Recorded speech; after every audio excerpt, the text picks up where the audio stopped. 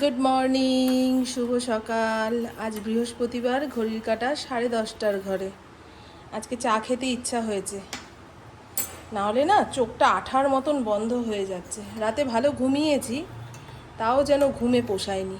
এই রকম এই চাটা না খেলে রান্নাবান্নার কাজ করতে পারবো না। ইন্দ্র ঠাকুর পুজো দিচ্ছে, এসেই বলবে মামন খেতে দাও। আজকে দূরের কাজে যাবে, দুপুরবেলায় কি খেতে পাবে না পাবে তার কোনো ঠিক নেই। তা রাতে কিছুটা ভাত ফ্রিজে রেখে দিয়েছিলাম, সকালবেলায় জল ঢেলে পান্তা বানিয়েছি, সেই জন্য ভাতটা বেশি ফোলেনি। আর এখন একটুখানি আলু ভাজলাম, এই দিয়ে সব রেডি করে রেখেছি। ভাত মেখে দিয়েছি, কিন্তু পান্তা ভাত মেখে ঝুঁকে খেতে পারে না। পান্তা ভাত দিলেই বলবে মামন মেখে দিলে না। রেডি করে রেখেছি, খেয়ে দিয়ে বেরোক। আমি ভেবেছিলাম ইন্দ্র বেরিয়ে যাওয়ার পরে আমি চায়ের কাপ হাতে নিয়ে বসবো। পুপু এখনও ওপরের ঘরে টুকুর টুকুর টুকুর টুকুর করছে, যতবার ডাকছি আয় রে বলে আসছি আসছি। আর এই হলো চিংড়ি মাছ, খোসা ছাড়ানো হয়নি অর্ধেকের, আর অর্ধেকের খোসা ছাড়ানো হয়েছে। আজকে রান্না করব ইঁচড়। এর আগের দিন ভ্যানালার কাছ থেকে একখানা ছোট্ট ইঁচড় এনেছিলাম। ইন্দ্র তো এখন বাজার পাট করার সময় পাচ্ছে না সেভাবে, তা আমি ভাবছি এ বাবা, ইঁচড়টা কি পচে পচে গেছে নাকি গো? এই দেখো গো, নরম হয়ে গেছে। যাই হোক, ছেটে ছুটে যেটুকু ইঁচড় পাওয়া যাবে সেই দিয়ে একদম শুকনো শুকনো একটা তরকারি করব। আম দিয়ে টকের ডাল হবে, নাহলে ডাল ছাড়া কেউ খেতে পাচ্ছে না। মারাত্মক গরম পড়েছে গো এই 2-3 দিনে। আর এই ঢ্যাঁড়সগুলো আলু দিয়ে ভাজবো। এখন দেখা যাক। সকালে ঘুম থেকে উঠে ঘরদুয়ার মুছে স্নান করে নিয়েছি। সকালের জলটা একটু ঠান্ডা থাকে। আর ফড়িংয়ের একটা ভ্যাকসিন হয়েছে, বেশি গরম পড়লে ওকে এসি চালিয়ে রাখতে বলেছে। এতক্ষণ এসি চালিয়ে দিয়েছিলাম, ঘরে থাকতে চাইছে না। ওই যে পাশের বাড়ির বিড়ালগুলো ম্যাও ম্যাও করছে, ঘরের ভেতরে একা থাকবে কি করে?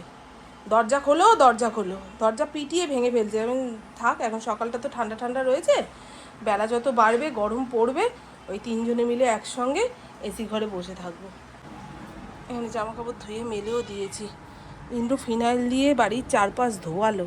আমার না একা একা চা খেতে ইচ্ছা করে না। মনে হয় চায়ের সঙ্গে একজন ভালো সঙ্গী হলে চায়ের স্বাদ 4 গুণ বেড়ে যায়। কিন্তু কি করব, কুকুরকে ডাকতে ডাকতে হয়রান হয়ে যাচ্ছি। এখন চা না খেলে আর কখন খাবো? হুম, ও যখন উঠবে ওটা ও ছেঁকে খাবে, আমি আমারটা নিয়ে বসি ভাই।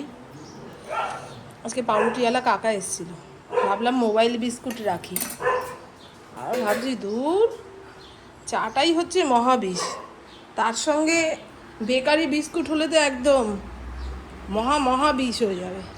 থাক গিয়ে। ঢ্যাঁড়সটা ধুয়ে নিয়েছি। আজকে আমার শরীরটা ছেড়ে ছেড়ে দিচ্ছে, মাথাটাও ঘুরছে, মানে বসে থাকতে থাকতে ছট করে উঠলেই কেমন চোখে মুখে অন্ধকার দেখছি। নীলষষ্ঠীর দিন ওই সন্ধ্যের পর থেকেই শরীরটা খারাপ হওয়া শুরু করেছিল। নারকল দিয়ে সাবু মেখেছিল মা, লোভে পড়ে একটুখানি খেয়েছি। আবার বাড়িতেও কিছুটা নিয়ে এসেছি। মাকে যখন বললাম জানো মা, ওই এরকম নারকল দিয়ে সাবু মাখা খেয়ে আমার শরীরটা কেমন কেমন করছে, মানে মাথার ভেতরটা চিনচিন করছে, মানে এক্ষুনি মাথার সব কিছু কাজ করা বন্ধ করে দেবে, এই রকম হচ্ছিল নীলষষ্ঠীর দিন সন্ধ্যের পর থেকে।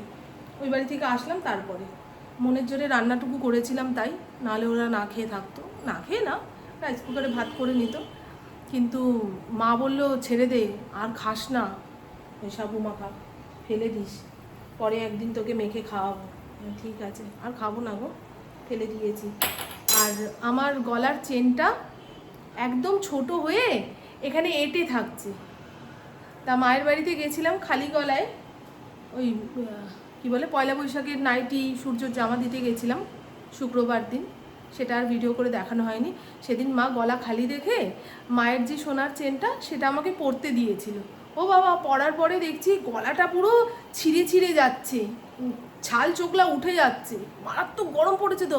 আর এখন স্কিনটা এত সেন্সিটিভ হয়ে গেছে, ওই কালকে নতুন জামা পরেছি, ওই নতুন জামার ঘষায় ঘষায় এইখানটা পুরো চিড়ে চিড়ে গেছে, মানে চাপা জায়গাগুলো চিড়ে চিড়ে গেছে। সারা বডি পাউডার মেখে থাকতে পারলে কিংবা বোরোলিন মেখে থাকতে পারলে ভালো হয়। আগে এটা হতো না গো। ইদানিং এখন আমার শরীরে অনেক রকম উপসর্গ দেখা দিচ্ছে, গ্যাস, অম্বল, তারপরে অ্যালার্জি। এটা তো অ্যালার্জি বলুন না। মোটে টাইট জামা কাপড় গায়ে রাখতে পারছি না, জামা কাপড়ই মনে হয় রাখতে পারছি না, এইরকম অবস্থা। গরমটাও তো পড়েছে বলো, এত গরম পড়েছে এই 3-4 দিনের গরমে। মানুষ সংসার, জীবন তো খুব সুন্দর, সংসারটাই তো বড় মুশকিলের একটা জিনিস। দেখেছেন কি মেঘলা করেছে। আজকে বৃষ্টি হলে ইন্দ্রর কাজে কর্মে ক্ষতি হবে। কদিন ধরেই বলছিল যে বৃহস্পতি, শুক্র, শনিবার এই 3টে দিন যেন বৃষ্টি না হয় মামুন, তাহলে আমার কাজের খুব ক্ষতি হয়ে যাবে। তা মেঘটা দেখে মনে হচ্ছে বৃষ্টি আসুক, ভালোই হবে। তারপরে ইন্দ্রর কথাটা মনে পড়ছে তো, ভগবানকে ডাকছি, ভগবান খুব জোরে বৃষ্টি দিও না গো, হিংসায় জ্বলবি না। তোর না তোর না তোর না, এটা তোর না, এটা তোর না, এটা ম্যাওদের খাবার। মানে সপ্তাহে সপ্তাহে 1 প্যাকেট করে এনে রাখি। এই বাচ্চাগুলোকে দে।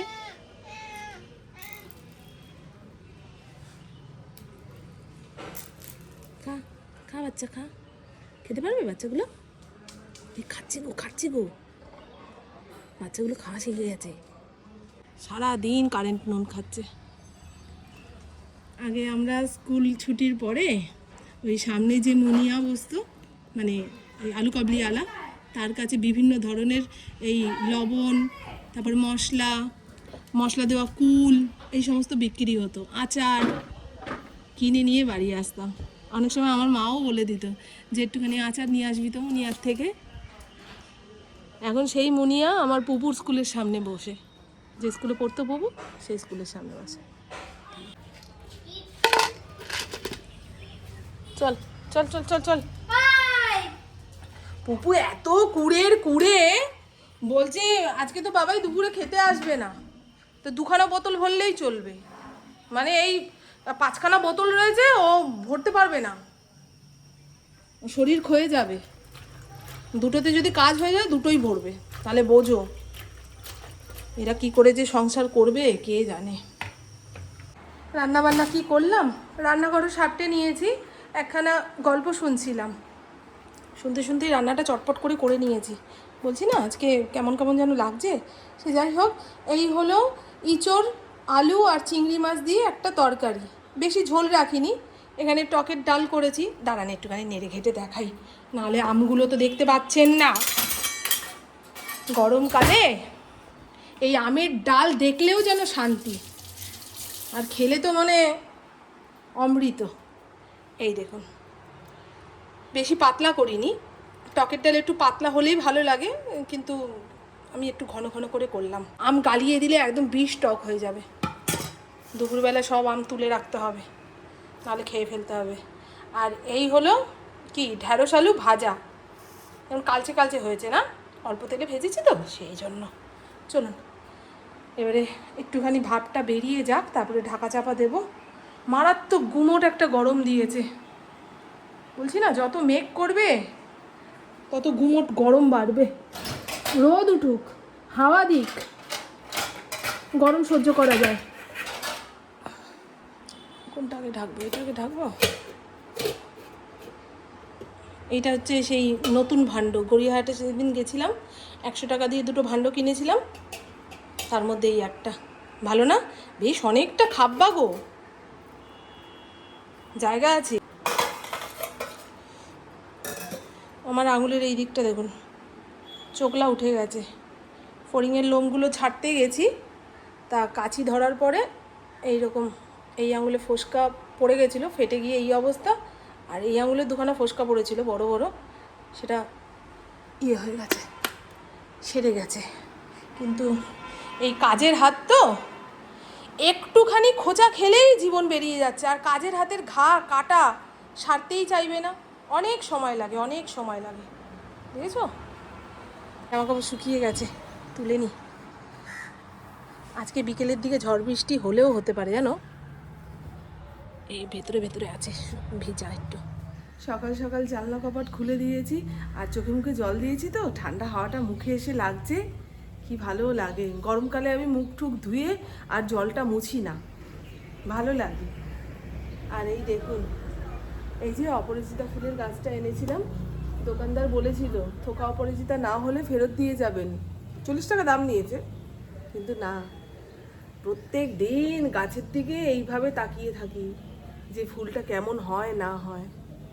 তো অপরাজিতাই হয়েছে। কাল রাতের ঘুমটা ছেঁড়া ছেঁড়া হলো জানেন। মাঝরাতে দেখছি এসির হাওয়া ঠান্ডা, কান কপাল চাপা দিয়ে শুয়েছি, তাও মনে হলো না উঠে গিয়ে সুইচটা বন্ধ করি। পুকুর দিকে সুইচটা থাকে আর আমি এইদিকে মাথা দিয়ে শুই। ও উঠলেই ঘুমটা নষ্ট হয়ে যাবে সেই ভেবে উঠলাম না। আর এসির রিমোটটা হাতের কাছে নিয়ে ঘুমানো যায় না। ফড়িং উঠবে, উঠিয়ে মাঝরাতে সেটা চপর চপর করে চাবাবে, একটা বিস্কুট দিলে তবে রিমোট দেবে। খুব জ্বালা গো, খুব জ্বালা।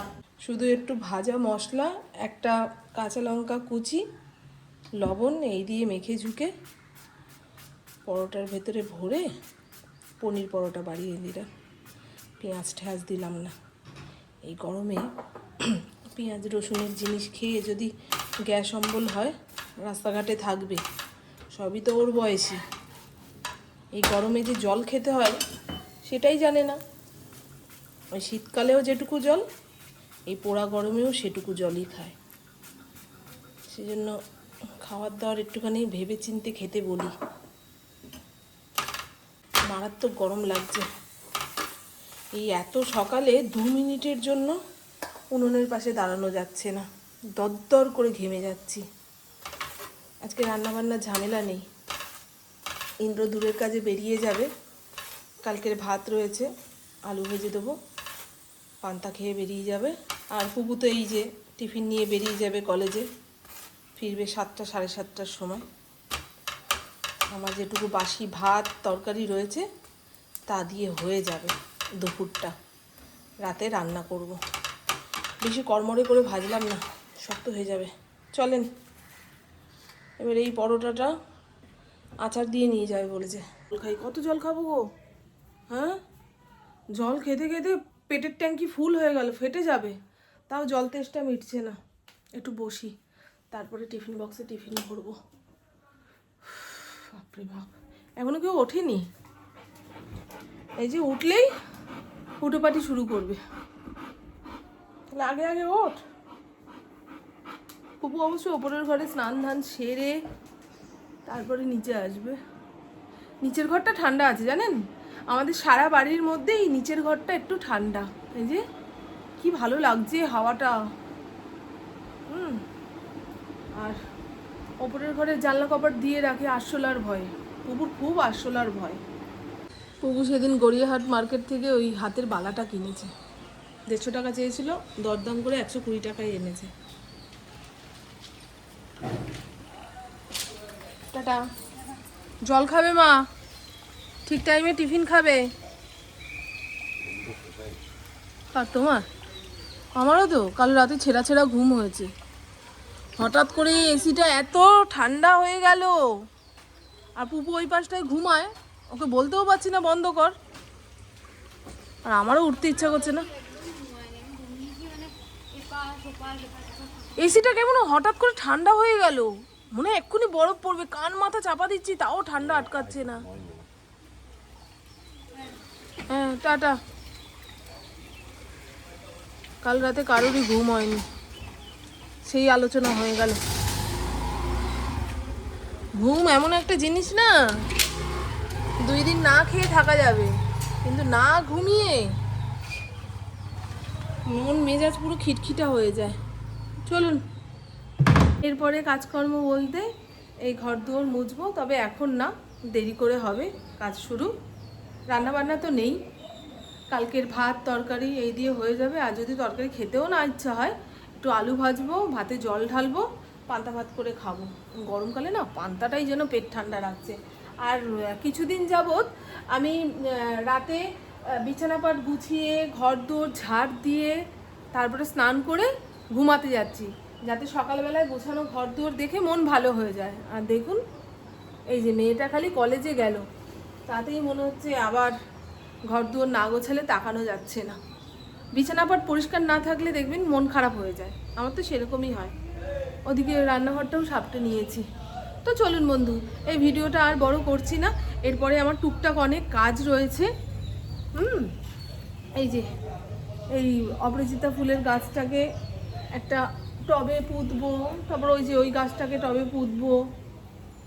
এরকম টুকটাক অনেক কাজ রয়েছে, খুঁচিয়ে খাচিয়ে বের করলে দেখা যাবে এত।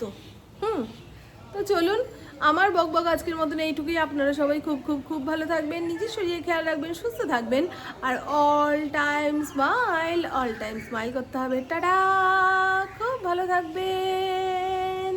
আর আমি ওই বাঞ্ছার বাগানের লেবু গাছে যে পাখিকে খাবার দেওয়ার ঝোলাটা ঝুলিয়েছিলাম, তার মধ্যে দুপুর দুপুর অনেক চড়াই পাখি এসে বসে খাচ্ছে, সেটা দেখে ভালো লাগছে। কিন্তু কতগুলো বুলবুলি পাখি এসে চড়াই পাখিগুলোকে উড়িয়ে দিচ্ছে, ওরা নিজেরাও খাচ্ছে না, চড়াইগুলোকে খেতেও দিচ্ছে না। আমার মনে হয় বড় পাখিরা চড়াই পাখিদের সহ্য করতে পারে না।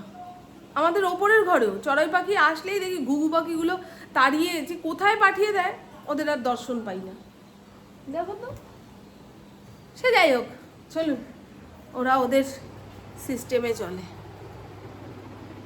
টাটা টাটা বন্ধু, টাটা, খুব ভালো থাকবেন। নিচের ঘরটা কি ঠান্ডা গো, আমার সারা বাড়ির মধ্যেই নিচের ঘরটা যেন এসি না চালিয়েই ঠান্ডা।